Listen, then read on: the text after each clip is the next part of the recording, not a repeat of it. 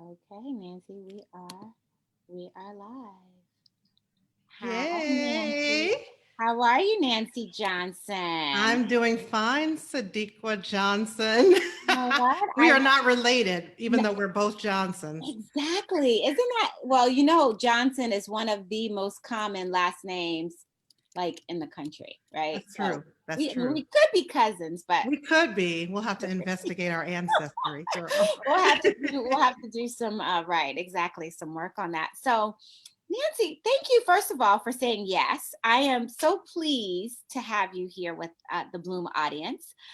This is my first time actually doing an interview for Bloom. So, Yeah, and thank this is my first time being interviewed. Okay, So we're both virgins to this that's experience right. here, We're both, and Sadiqa. this is our week of first time. Oh So it my worked gosh, out that's perfectly. perfect. It's That's perfect. perfect. So Yeah. you and I met. Let's talk a little bit about that. So we met in the summer of 2018. 18. Yeah. We're both Kimbilio fellows.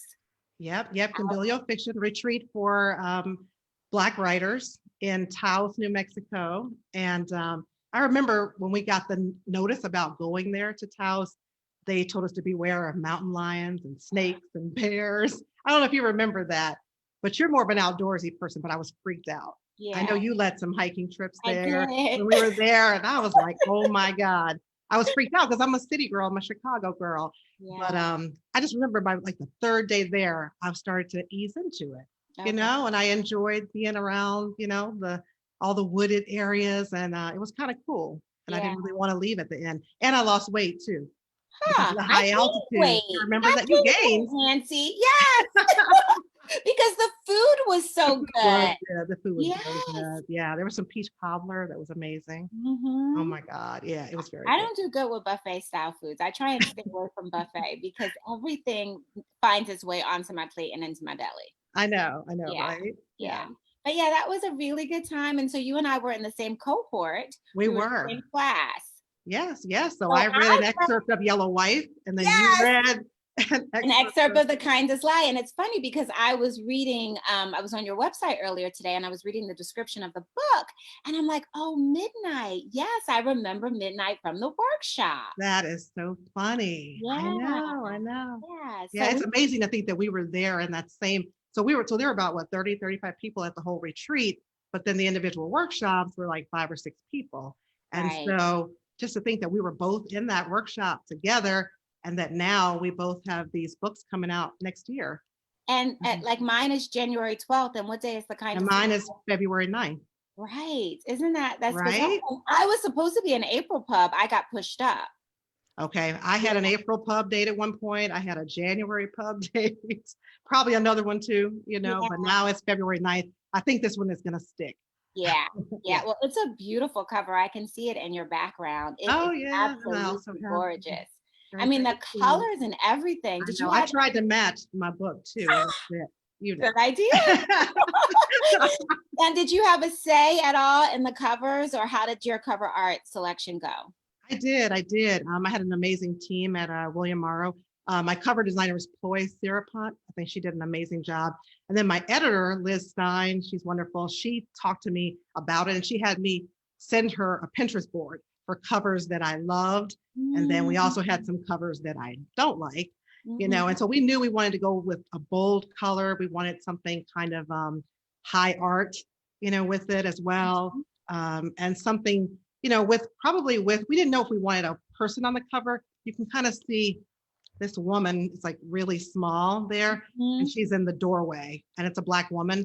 Mm-hmm. And I remember there was this one illustration of this woman, and that's the main character, Ruth, where her head was kind of bowed a bit. And I was like, no, no, no, I want her head to be up. She's a proud Black woman, and I want to make sure, and then she has a natural hairstyle. And there were just so many things that about how I wanted to present her to the Mm-hmm. world that mattered a lot to me, how she was represented. And it's so wonderful when you're with a publisher that actually listens to you and Yeah. wants your input. Yeah. What about yours? Same thing, because you have Same a thing. beautiful cover. Oh, well, thank Yes. you. Yes, Yellow Wife, the process was very similar. We went back and forth about 4 or 5 different times. I also sent some photos of books that I liked. And so a very similar process. So I feel like we're both in good hands. I do too. I do too. And Yeah. that's the best feeling in the world, to know that you've got Yeah. a publisher that's listening to you and invested in you and in the book. Yeah.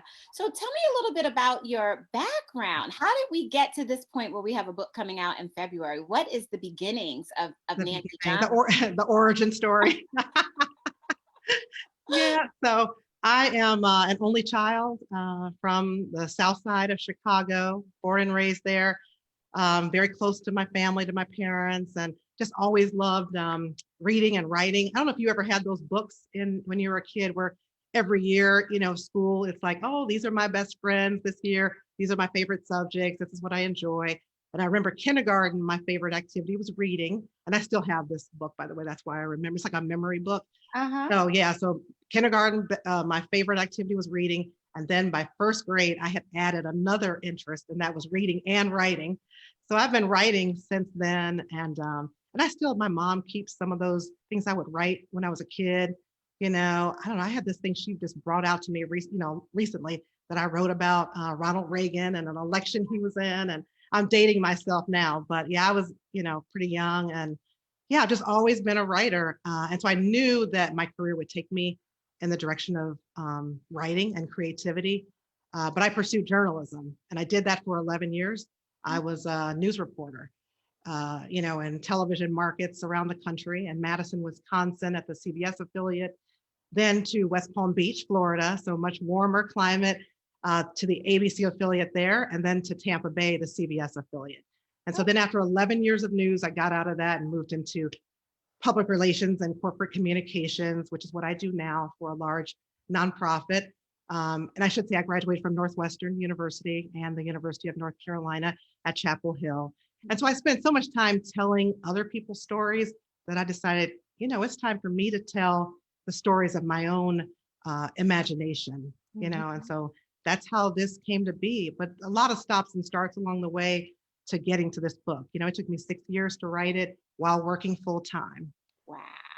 Wow. Yeah. Well, that let me just tell you, 6 years is wonderful. My first novel took me over 10 years to write. Okay, you got me So beat, girl. so I had to to you for getting it done, and people don't know, like, that first novel, it takes what it takes. It does. What was that experience like for you?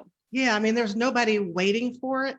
And so what I would do is, and it's a funny story I tell, I would go to all these writing workshops. So by the time I went to Cambilio, I mean, I was already a veteran of the writing workshop world. So in St. Petersburg, Florida, I would go to this workshop called Writers in Paradise. And I went the first year. I submitted, you have to submit your 25 pages to be accepted, and then that's critiqued in workshop. And I studied with Ann Hood, the author, the first year. But then after that, I left that workshop and I didn't write another thing. Oh, wow. I stopped there, like you're supposed to keep going after that critique for the week.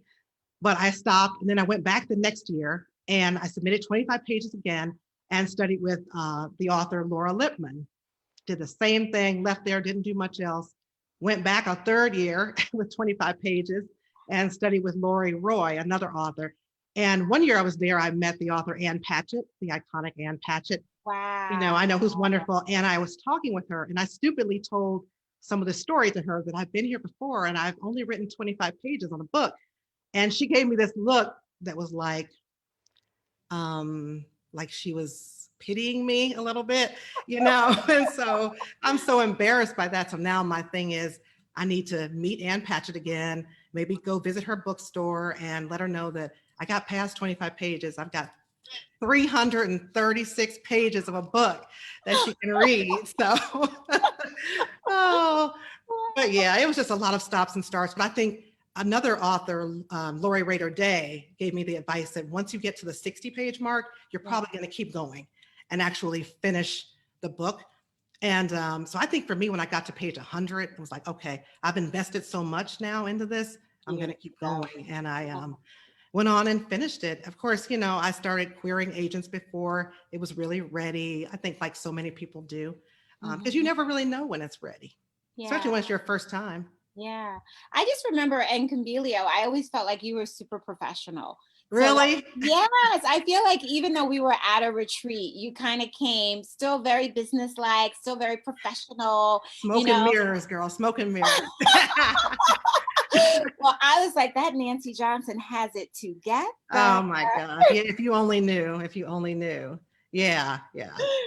So, how do you find time to write? I mean, you just said that you have a full-time, very kind of high power job. Like, what's your writing schedule like? How do you get it done? It's hard. I mean, it's and I think right now it's really hard. Of course, when I was writing this book, it was pre-pandemic. But it was difficult with a full-time job because I had a long commute.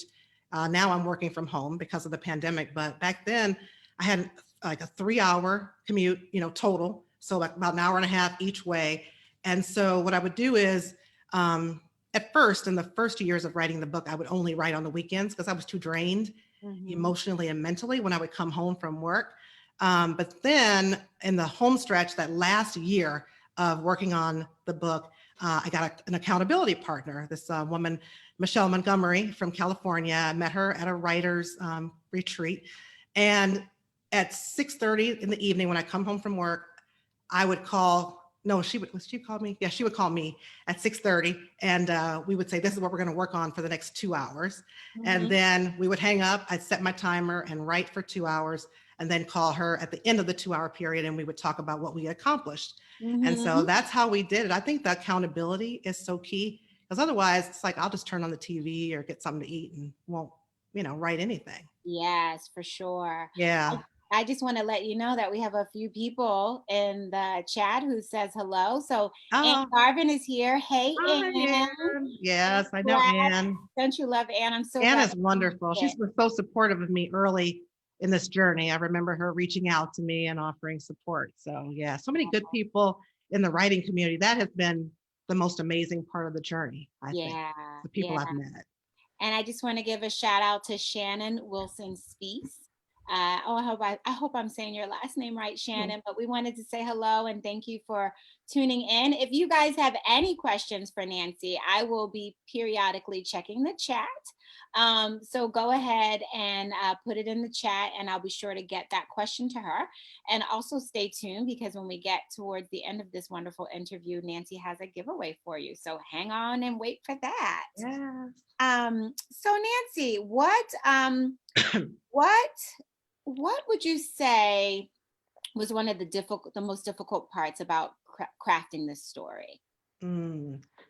I think for me, it was trying to write characters that were different from me. Like I've had a certain life experience, but I'm creating this whole cast of characters and wanting to really breathe life into them and make them real and authentic, and just trying to pull from different experiences.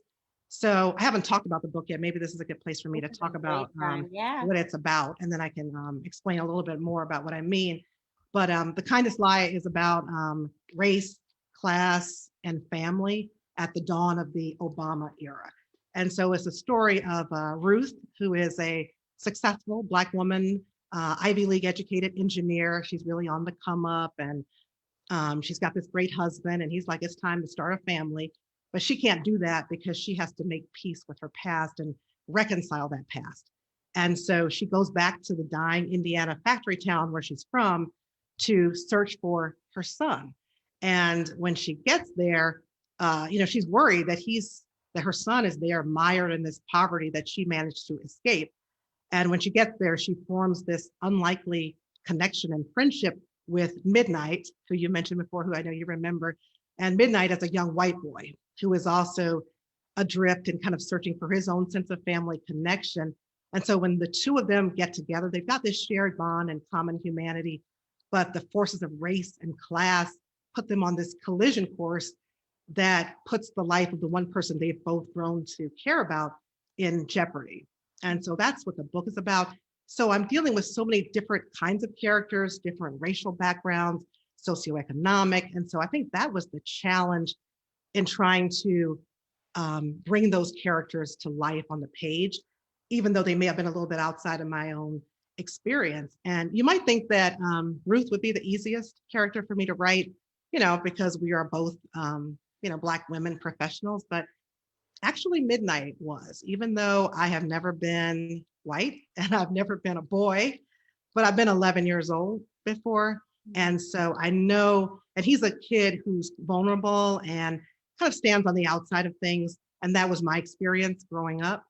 And so I was able to channel my own experience, my own life experience and upbringing, to put that, into him as a character.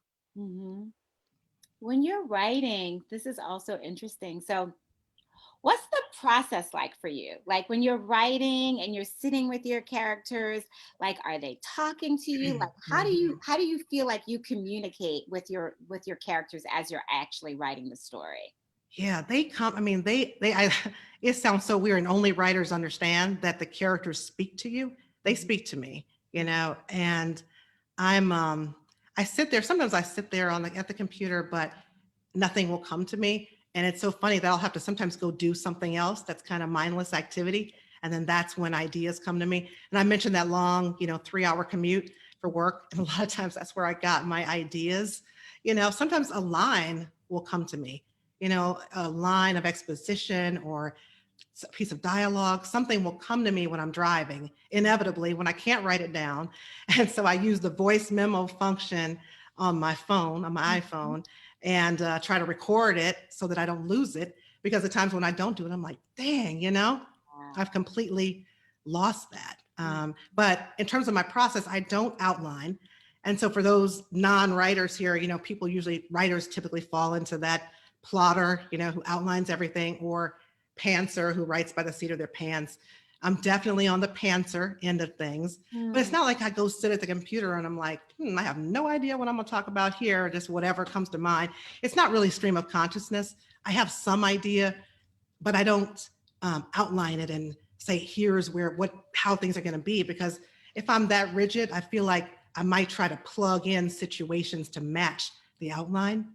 And I Yeah. don't want to do that. I want the characters to tell me, here's my motivation. And sometimes I have them doing things and they're like, no, no, no, Okay. that's not what I would do here. And I have to go in the direction that they send me in. So I'm definitely a very character driven author. Oh, good. Yeah, that What sounds. about you? Which way is it for you? I am definitely an outliner. Mm. But the reason why I outline is because if I don't have a bit of a roadmap, I could be all over the place. So I Yeah, outline the story, and I'm actually working on my fifth novel right now, if you could that's believe amazing. that. Oh, gosh, I was So talking to my prolific. oh god, I was talking to my agent earlier today, and when we started to have a conversation about the novel, and she goes, "Okay, Sadeqa, we're here to talk about your fifth novel," and I'm like, "Oh my gosh!" I remember when I finished the first novel, I was like, "Okay, that's all I have to give, world. I hope you guys accept my contribution, and that's Hmm. it." So I mean, I can't believe I'm here, basically. And you'll see Crazy. how quickly it goes, Nancy, from one book to two books, and you'll look up and you're like, oh my gosh, I have three books in Barnes and Noble. Like That's it amazing. happens Can't really wait to get quickly. there. You will. So what's next for you? Where do you thinking? Do you have a couple of ideas? What's your process for selecting what's next? Yeah, it's usually whatever I'm questioning, what's keeping me up at night. I usually think about the big picture questions. Mhm. And so I'm at the point of beginning with, thinking about my idea and kind of fleshing it out with a summary and, the first 3 chapters, because that's what I have to submit, or my agent will submit to my editor, and hopefully, fingers crossed, that'll get acquired. But at this point, I don't want to say, I can't say exactly what the story is, but I will say it's also dealing with themes of race and identity and family. Mhm. But it's always like I said, what is bothering me, what's nagging at me. For the kindest lie, I'll talk about the inspiration for that one. It was I started writing it in President Obama's second term in office. But when I wrote this book, I had no idea we would be having this national conversation about race in America that we're having right now. Mhm. But it's interesting, it's ironic, because I remember, I thought back always to 2008 and the campaign, where Obama, and the election of Obama. And when that happened, so many people said we are now entering this post-racial era. because we have a Black president. And that was so untrue. That was a fallacy. And I really saw that playing out in my social media feeds because Facebook was pretty, new then, at least new to me. And I just saw all the hatred and the vitriol in my news feeds. And I was like, there is something to talk about here. I knew about obviously racism and the 400 plus year history of that in America, but just to see it up close and personal in my social media feed, these are people I had worked with or gone to school with. And I just saw these really deep divisions. And I knew that I wanted to explore that because that's something that I kept thinking about. It was a recurring thing for me. And so that's, how I got the idea to explore that. And then after thinking of those themes, I was like, okay, I need the right characters to place into that world. And because the book is not about those issues, it's really about the people. Yeah. But the backdrop is that. And also in 2008, we were in the recession, and that's such a parallel to where we are now. Right. And I'm exploring in the book the socioeconomic divide and how that just exacerbates the economic distress that we were in. It just exacerbates the racial tensions. And, and so that's something that my characters grapple with. Like Ruth, she's got a brother who was working at the local factory in that Indiana town, and it's now closed, in the recession. Midnight has a father who was working at the auto plant. He's out of work. And so their families, the tension between the two families, because there is that strain, and there's that whole, if you get ahead and your kids get ahead, what is that going to mean for me and for my family? And I think we just see that playing out with families, unfortunately, all the time. Yeah, yeah. So, wow, you hit on a lot of different topics, and it is so amazing to me how we as writers, we have a topic or a story. I always say a story chooses you, Yeah. right?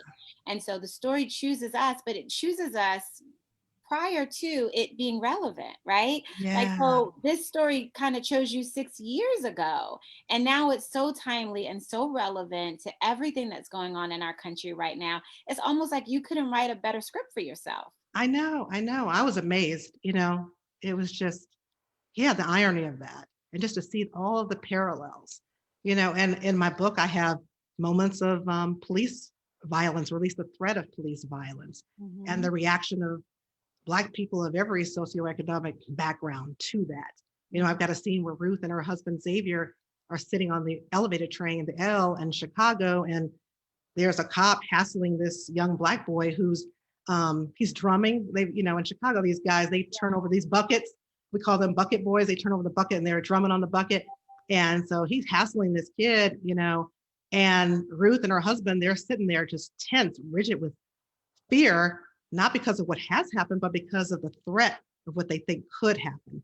And Yeah. I think about that and now look at everything this year that we've been through with George Floyd and Breonna Taylor and Ahmaud Arbery and on and on and on. So it's just a cycle and it keeps repeating.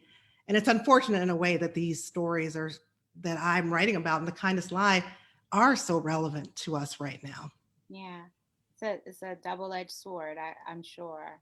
It is. So so for me, whenever I write something, my dad likes to be involved, right? He likes to so when I got my editorial comments back on Yellow Wife from my editor, he's like, send them to me. And he literally sat down and read word for word everything she said and gave me comments, whether he agreed or disagreed or whatever it was. So he was very, very involved in the evolution of Yellow Wife. Yes. Talk a little bit about your family experiencing your parents and that sort of thing with the book. Yeah, yeah. So my mother is she's read some iterations of this. So early on, even before I had a full draft, I would have her read pages and, what do you think of this? I don't think I'm doing that for book 2. But she would read, and she's really good at copy editing. So she's able to find mistakes and some inconsistencies. So it's like, I should be paying her. She should be on the payroll of William Morrow. But the thing is, she would read through my pages and she would say, I disagree with that. That's not what you should do there. So that kind of got on my nerves. The one big thing that she wanted was a court scene. she's like, and I think it was because in a very early iteration of the book, I had a court scene. And so Okay. then that stuck with her. And now that is no longer in the book, you know. And Yeah. so she's like, you know, there should be a court scene. And I was like, well, when you write your book, you know, you can put the Right. court scene in your book, you know. And so, Right. but it's nice having her read pages and to kind of have someone so close to you to read some of it along with you. And then my dad, I talked about this in my unboxing video with my advanced reader editions. I talked about the fact that he's not with us anymore. He died in 2008. So he died before I started writing this book. And it's interesting, he died in November of 2008. And I began my book in November of 2008 with the election of Obama. And so I just Mhm. think that is Mhm. irony too. And the Mhm. last, I knew he was dying of lung cancer. And so I made sure that he voted early. And so the last vote that he ever cast was for Obama, for our first Black president. And I had an older father, so he had survived World War II. He survived Jim Crow and all that. And he lived to see our first Black president. And so that was, I'm really glad he saw that. And I talked to him a little bit after the election, and, you know, shortly before he passed. And he knew it had happened, you know, even though he was bedridden by then. He said, I just wish I could enjoy it. And Mhm. so that's and I wish he could enjoy this book and my Yeah. success here. Yeah. But I know he's with me. And so, Yeah. yeah, that's, like I said, That's I'm an only child. So it's just me and my parents. And so I mhm. feel their energy in everything I do. Yeah. That just gave me total chills, Nancy. Wow, what Yeah. a beautiful story. You have Hmm. to make sure you continue to share that. That is just it's an uplifting story. I feel light just hearing it. Oh, So, good, good. yeah. Yeah. So this is our week of first, right? And so since your book is called The Kindest Lie, I have to ask, when was the first time you told a kind lie? The first time I told a kind lie, you know, the kindest lie is something that you can tell to yourself or to other people. So I'd say for me, it's going back to childhood again. And I talked a little bit about my connection with Midnight, the 11-year-old boy in the story. And so growing up, I was kind of an outcast. I was bullied a lot and teased, you know, because I was the tallest kid in the class. I had this huge afro. It was like a Michael Jackson afro back in the day. And I was also, you know, a kid who got good grades. And so, yeah, the kids bullied me and teased me relentlessly for all of that. And I had been the kid in class who'd be like, me, let me answer, teacher. But once that started happening in second and third grade, I shut down and I told myself that my voice didn't really count and didn't matter. And so it Mm, silenced me. And that was a lie. I told myself that my voice didn't matter.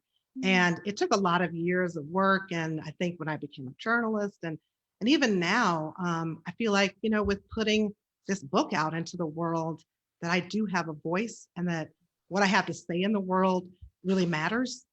And so that's how I found my voice again and really rectified that lie. Because a lot of times these lies we tell ourselves can have lasting and damaging consequences. yeah, And so I know that did for me for a while, and I had to work to overcome that. yeah. And I saw that you wrote a piece for O Magazine. I did about that. Yeah. Yeah, yeah. It was about being bullied in third grade and overcoming that and finding my voice again. So yeah, that was amazing to have that platform. And then when I wrote that, you know, they put it on, you know, O Magazine put it on their social media feeds. And there were so many people who identified with that, which, Yeah. you know, when you're a kid and you're going through that and you're in the middle of being bullied, you think that you are the only person in the world who is experiencing that. Mhm. But there were so many people who related to that and Yeah. felt unburdened by reading my experience. Mhm. And that's the beauty of what we're doing with our writing. I think all of us in telling these stories, you know, it's just remarkable the power that we have in Yeah. storytelling. Yeah. It's a gift. It is, it is. I Yeah. love it. I'm glad God chose me. I know. He chose me too. Isn't it special? It's special. It really is special. Yeah. And, it's just so wonderful that we get to do this and call it a job because for me, it's not really a job. I get cranky when I don't write, Oh, like I structure my day where I try and do my writing in the morning and then try and do my business in the afternoon. But like today, it got to the afternoon and I'm like, oh, I do not want to do the business. I just kind of really want to stay here in this research and in this writing. I just want to stay in that world, you know? I don't want to think about social media and make lists. I mean, I have more lists, Nancy, in this You notebook do. What are you making lists of?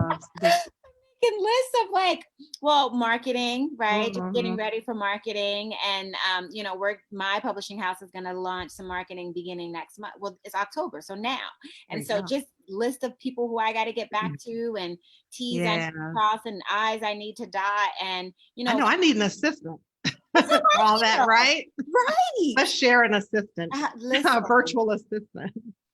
call a sister. Okay. Okay.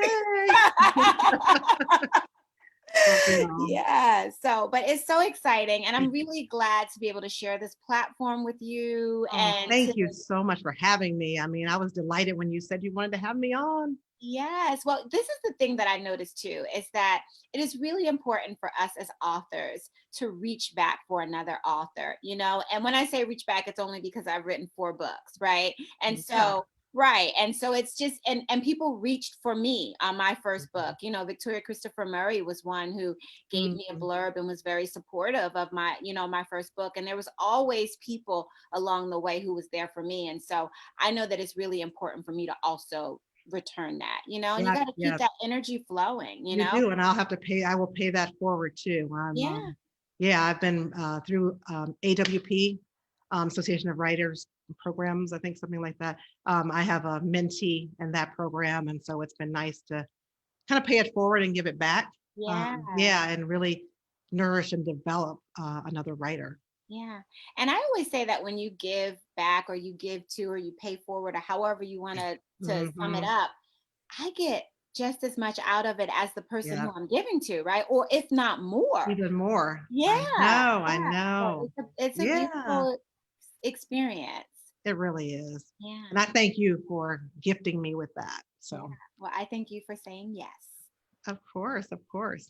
And now I know we have a giveaway Yes, yes. planned for the Kindest Lie. And let me just say to the Bloom audience that you guys are really lucky because Nancy is my friend and I don't even have a copy of the Kindest Lie. Hey, I am going to pre-order my copy and Nancy, you will put it in the chat I how we will. can Yeah, pre-order a copy. yeah, you And can pre-order, and okay, pre-orders are so important to authors, whether you're a debut author or or not.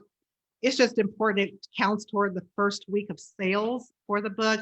And also it has a lot to do with how much the booksellers, the librarians, the retailers are going to stock that book and invest in that book, because they want to know, is there much interest in the public for that book? And so pre-orders matter a lot. And also, as people always say, it's a gift that you can give yourself. So, that week in February, when you get this in the mail, you're like, oh my God, I wasn't even realizing that was coming yet. So it that's is a always the gift best for me to when I your forget future that I self. spent money on things. You forget, I Yeah. know. Yeah, Yeah. so please pre-order. But in addition, we are giving away, William Morrow, my amazing publisher, William Morrow HarperCollins, is giving away a free advanced reader edition of The Kindest Lie. And so I have a question or 2 questions, and you can put your answers in the comments. The first one is, what is an example of a sacrifice that you've made for someone else? Or what is a sacrifice that someone else has made for you? And I asked those questions about sacrifice because that's a big part of the book. Ruth in the book, her grandmother, and her brother have made huge sacrifices for her to have this successful life. And I think a lot of times when we sacrifice for people, there are expectations that come with that. And so that's really a lot of the root of the conflict in the book. So curious to know about sacrifices that you've made for someone or a sacrifice that someone else has made for you. And then I will go on tomorrow in the comment page in Bloom tomorrow at 5 p.m. Eastern. I'll check and I will choose a winner of The Kindest Lie. And you'll get a print version of it. Yay. So Yay. somebody's gonna get a print version. So let me tell you what our friends are saying in the chat, Nancy. Okay, because I can't see. I know. So Ann said back to us, it's fantastic to see you. Aw. And then we have Nita. Nita, Emily Carpenter is on. Vivian said, can we pre-order a signed copy? Is there a way to get a signed copy for Miss Vivian? I'll have to find out about how that would work. Okay, so Yeah, Vivian, we'll get back to I'll you make on note. that. Emily Carpenter. Hi, Emily. Emily said, I moved to New York for my husband's job, but it turned out to be something wonderful for me too. So people Oh, around and yeah. nice. And then Jessica Straw. Oh, so the poppies are on really They supporting. really are. I know. They I know love a lot of these you. poppies. I love Yes. them. So Jessica's on, Jessica Strauser. Hey, Jessica. Heather says, hi, Nancy. So Hey, glad you're here. Heather. I know you and Heather are good friends. I've seen We pictures of are. you We guys on are good Facebook. friends. We spent some time together at a Sundance in Okay. Utah. Yeah. And Susan Peterson says, whoever wins will be so lucky. Susan, thank you so much for Yeah. your comment on Goodreads and all the support. Yeah. Just examples of all these wonderful people in the writing community who've been incredible. Yeah. Well, Yeah. you are well supported. So, well, I want to thank you so much. It's been such a pleasure to share Yeah. this first time I experience with know. you, my sister in literature, my Yeah. sister with the same last name, but Same, right? from different mamas and daddies. Right. You know, Sister from a different mister. there you go. And my Kimbilio fellow sister. So we got Yeah, a lot of sisters in we do have. common, Nancy. So Yes. Thank you for your sisterhood, for your support, for everything. And thank you to the Blooms. Thank you to Tall Poppies. Thank you to everybody. I yeah, appreciate it. thank you guys. And go ahead and put those comments in the chat the first time you made a sacrifice for yourself or for someone else so that you can be entered to win an advanced An copy. advanced copy. Yeah, so you're reading it before everybody else gets to read it. So And that's if you pretty get, special. and it is, and we expect you to write some good reviews for Miss Nancy. Yes. Please do. Please do. Go on Goodreads. Yes. Yes. Okay. Well, thank you all for tuning in tonight. It was so good to be here with you. And I will see you all tomorrow, Bloom. We will see you tomorrow. I will have Robin Farmer. She is the author of Malcolm and Me, which is a YA book. She is also a first-time author. She is a fellow Richmonder with me. So it'll be really good. And she's also from Philadelphia, which I'm also from Philadelphia. So we'll have a lot to talk about. So I look forward to seeing you tomorrow. Nancy, thank you so much Thank again for you. being here. And good luck to our lucky winner. All right. Bye-bye, everybody. Thank you. Thank you.